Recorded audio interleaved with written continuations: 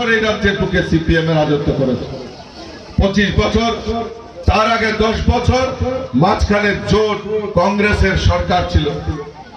35 বছর টোটাল আমাদের এই রাজ্যে কমিউনিস্টরা শাসন করেছে।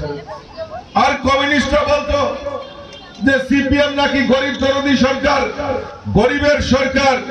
এখানে তো আমার মায়েরা বোনেরা উপস্থিত আছে, এখানে আমার লক্ষ্মীকান্তদা থেকে শুরু করে অনেক বয়স্ক মানুষ এখানে উপস্থিত আছেন।